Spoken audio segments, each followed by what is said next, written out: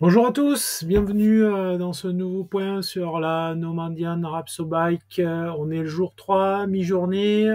L'idée, c'est de faire un petit point sur la course qui se déroule depuis 2 jours et demi. On est déjà dans le troisième jour. Et faire un point après la nuit, parce que là, c'était un moment assez stratégique. C'était vraiment la première nuit où il y allait avoir un aspect stratégie au niveau des pauses, parce qu'on va dire que la première nuit a été faite pendant le transfert, pour ceux qui ont suivi, pendant le transfert en ferry entre la France et l'Angleterre. Donc déjà pour commencer, on va faire un petit point sur les réseaux sociaux, voir ce qui se passe, les dernières publications. Alors on est sur le site de la Normandian, Instagram. Bon ben là on voit, ça c'était le checkpoint 1. Belle tour, ça va être sympa à voir. Bon, je pense que les coureurs, pour les premiers, n'ont pas trop pris le temps de regarder, mais c'était plutôt sympa. Qu'est-ce qu'on voit ici sur les dernières publications? Le kebab. J'ai le chat qui vient. Qu'est-ce qu'il fait ce chat? J'ai le kebab. Alors ça, quand on est coureur, pour ceux qui sont pas coureurs, qui regardent les vidéos là, c'est le salut. Pendant la nuit, tu tombes là-dessus, tu es très très très content. Un bon kebab et c'est reparti pour quelques heures. On nous montre quoi là? La tenue de pluie. Ah ouais, le vélo là, c'était humide. C'était plutôt humide.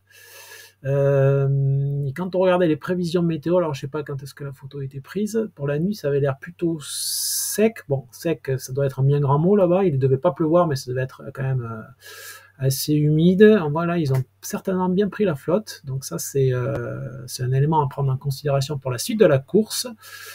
Pourquoi? Déjà pour les athlètes, qui dit humidité, dit risque de blessure, tendinite, tout ça, on ne s'en rend pas forcément compte, mais ceux qui se sont mal couverts, eh bien, dans 1 ou 2 jours, peut-être on va voir des douleurs apparaître au niveau des tendons, au niveau des fessiers, fessiers humides, donc ça macère un peu, ça peut faire des blessures, ça peut faire des tendinites, donc voilà, ça c'est des aspects à gérer. On perd du temps à gérer ça des fois quand il pleut, mais sur le long, à la fin, ça peut être payant. Voilà, on voit le coureur, il a l'air plutôt bien. Là, il y en a un qui est en train de chercher sa route. Donc voilà, ça m'a l'air vraiment d'être une épreuve plutôt sympathique, dépaysante. Déjà, il ne faut pas oublier de rouler à gauche. Qu'est-ce qu'il y a sur la story? Qu'est-ce qu'ils nous mettent sur la story Instagram? Voyons voir un peu pendant la température. Ça, c'était il y a 1 heure, ça a été publié. Je vais revenir un petit peu en arrière pour voir ce qui s'était fait pendant la nuit. On va voir, voilà, donc le fameux kebab, ça on vient de le voir. Ah ouais, c'est humide, vous voyez le brouillard, ouais, ça c'est vraiment à prendre en considération pour la course. Les gars, il faut vraiment qu'ils se couvrent, qu'ils se protègent pour éviter les blessures en 4e, 5e journée, parce que là tu le payes ça. Le kebab, donc le bivouac. Alors le bivouac, voilà, supermarché, c'est un bon spot ça. Un peu, ça a l'air humide quand même, mais voilà, tu te poses comme tu peux, à l'abri. Top. Ça on nous montre les pétards. Voilà, ça là-bas, je vous l'avais dit, vu la trace, vu les routes, vu les courbes de dénivelé, il y avait forcément des pétards à 20%. Et là, ils y sont dedans. Vas-y mollo, tu vas te cramer mon gars. Aïe, aïe, aïe, aïe, aïe, aïe, aïe, qu'est-ce que c'est dur. Ça donne envie d'y être, mais qu'est-ce que c'est dur avec les sacoches et tout, l'humidité, bravo. Par contre, c'est beau. Et ça, c'était point de course, on va le faire ensemble. Donc voilà, un petit peu là sur les réseaux sociaux, sur le réseau social de la Normandian. Ah ouais, super. Une petite brebis, la lune. Top, top, top. Donc point de course, on va commencer par, allez, honneur aux dames, mesdames. Mesdames. Donc ça, ici, nous sommes, on va revenir ici vers 18h hier, où on avait laissé un peu la course. Il y avait Amélie en tête, suivi de Marjorie et à peu près Mathilda. C'est un petit peu dur à déterminer, à savoir que au niveau du classement chez les filles, au checkpoint 1, Amélie était passée en tête le 15 août à 8h50, suivi de Mathilda, elle est passée à 10h24, donc 1h30 environ après, ce qui n'est rien. Un peu plus loin, Marjorie, là l'écart commence à être un petit peu plus significatif, parce qu'il y a 4 heures, 4 heures ça représente quand même un break sommeil, donc il y a un petit écart là entre la 1, la 2 et la 3.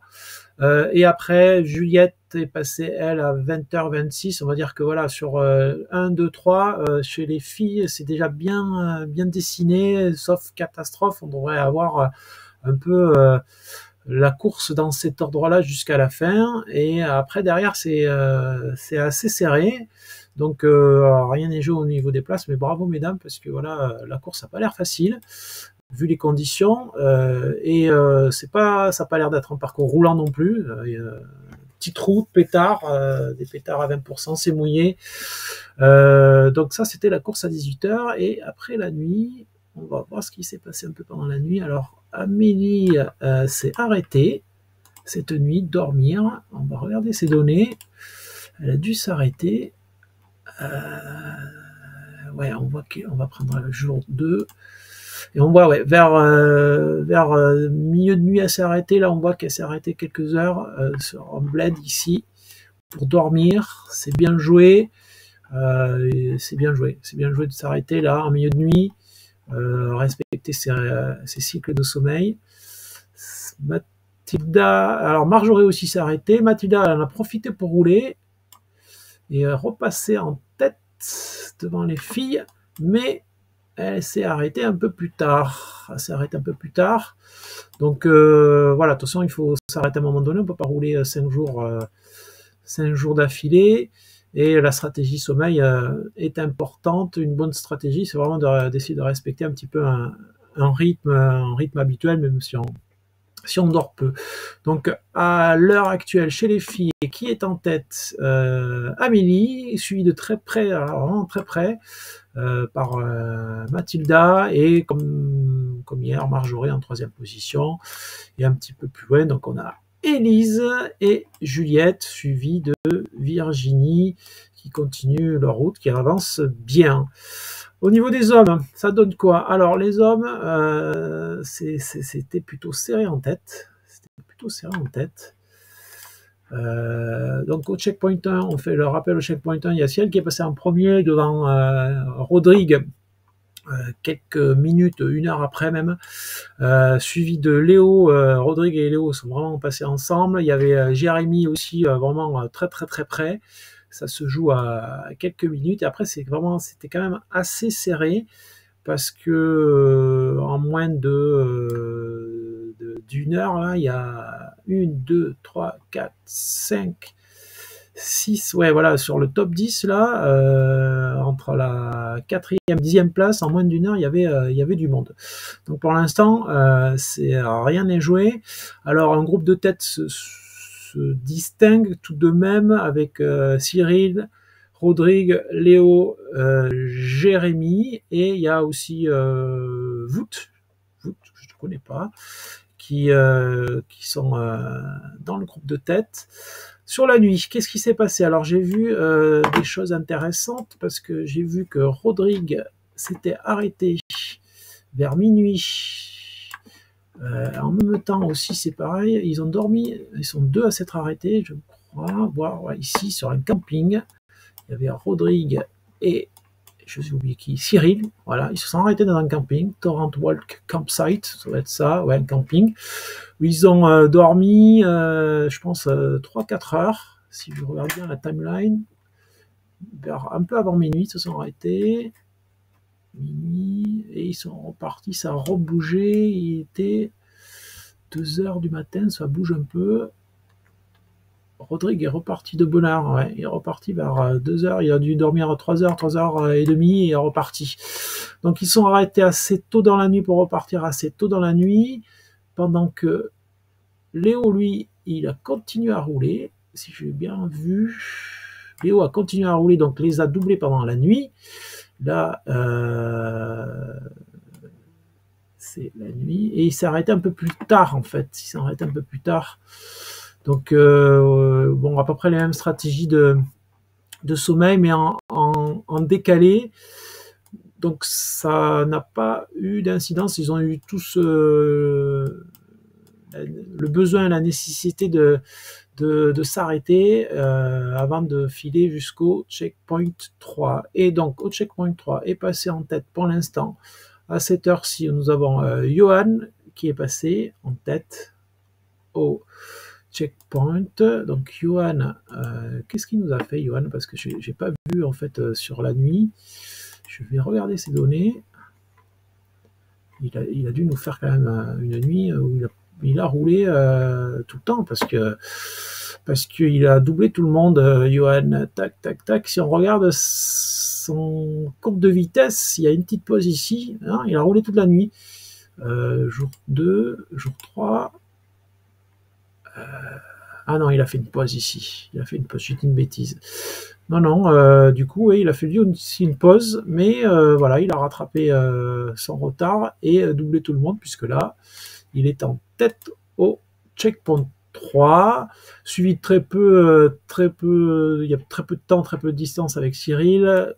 Derrière, il y a Léo et Rodrigue. Rodrigue est pas loin non plus, vraiment, c'est un mouchoir de poche, là, il y en a 4 qui sont dans un mouchoir de poche. Derrière, la course est assez homogène aussi. Plein de participants, on n'arrive même pas à voir les noms parce qu'ils sont serrés sur le circuit. Il y a Antoine, Damien, il y a Daniel. Daniel, suivez-le sur les stories, il est sympa, c'est rigolo, on rigole bien avec lui. Il est fou furieux, il met la musique à fond et tout, c'est rigolo, il s'éclate. Il s'éclate. On a du monde là, c'est chouette, ça doit se croiser, ça doit discuter, ça doit rigoler. Là, ici, il y a pas mal de monde ensemble. David Sainte-Marie, ouais, super. Il y a du monde ensemble là, ils doivent, surtout que sur la Normandie, le draft est autorisé, donc les gars doivent bien rigoler, bien discuter ensemble. Non, non, c'est chouette. Il y a William ici, avec quelqu'un d'autre. Ouais, c'est chouette, il y a du monde. Ça roule bien. Tout le monde a l'air dans un bon rythme pour pouvoir valider cette belle épreuve. Donc, sur la journée, j'ai essayé de regarder un petit peu la météo.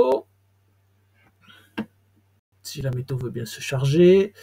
Là, le CP3, il est vers ici. Là, donc les coureurs, là, on les premiers y sont. Mais les autres vont faire cette partie-là dans la journée. Là, au niveau des précipitations. Alors, précipitations, maintenant, on va regarder vers midi. Rien du tout, tant mieux. Cet après-midi, rien du tout, tant mieux. Donc pas de précipitation de prévu. Le vent, c'est négligeable. Et en plus, c'est vent un peu portant. Ah là, je suis allé trop loin. Je suis allé dans les autres journées, pardon. Ouais, vent un peu portant. Sur toute la journée, fin de journée aussi. Donc ça, c'est plutôt cool. Ils vont avoir plutôt le vent dans le dos pour remonter. Et ça, c'est top. Donc météo, pas de pluie, bonne nouvelle, vent portant. Donc ça va être une journée agréable pour les coureurs. Ça, c'est top pour eux. Donc à suivre le prochain checkpoint, bien sûr, mais avant tout, il va y avoir donc une grosse boucle à faire ici pour remonter.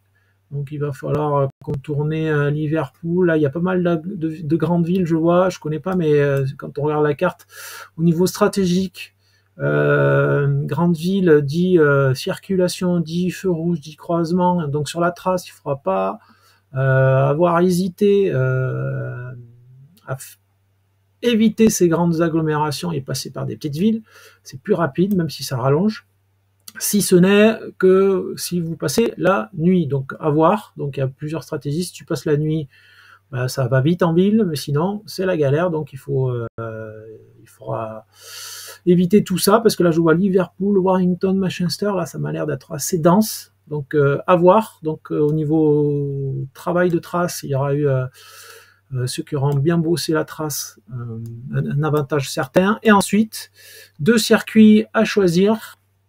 Donc un circuit pour rejoindre le CP4 avec un départ ici et une arrivée au CP4, un circuit qui passe plus à l'ouest, un circuit plus dans les terres. Donc là, il y a aussi un aspect stratégique. Il va falloir avoir étudié les circuits, les dénivelés, les bosses. J'avais regardé ça, je sais qu'il y en avait un, il y avait plus de bosses, mais il était plus court, l'autre un peu plus long, mais les boss étaient plus pentus. Donc bref, la décision n'est pas facile, surtout quand on ne connaît pas le terrain. Alors après, généralement, si c'est bien pentu, s'il y a plus de boss, tu passes plus de temps. Surtout avec la fatigue, on va pas vite. Donc il faut pas hésiter des fois à prendre des circuits un peu plus longs. Mais là, le choix était un petit peu difficile. Donc à voir ce qui sera payant, ça c'est le prochain point stratégique. Mais on n'y sera pas de suite parce que quand même, il y a un petit peu de route pour rejoindre ça. Donc voilà, ce point course à mi-journée, jour 3. Donc une première nuit où il s'est passé des choses, forcément, des pauses, où certains en ont profité pour doubler tout le monde et reprendre à la tête de la course. Voilà, ça suit son train. Les coureurs ont l'air de bien s'amuser, et ça c'est vraiment l'essentiel quand on regarde un peu les stories de chacun. Voilà, voilà. N'hésitez pas à laisser des commentaires si vous voulez des informations, que je vous donne des informations plus spécifiques sur la course, sur ce qui se passe, sur voilà, ce que vous aimeriez bien entendre, voir et avoir comme commentaire. Et on se retrouve un peu plus tard pour un nouveau suivi. S'il y a des choses qui se passent importantes, je referai un point ce soir. Sinon, on se retrouve demain, début de matinée, pour un nouveau point course sur cette Numandian Rapso Bike 2024. Allez, merci à tous, à plus, ciao ciao.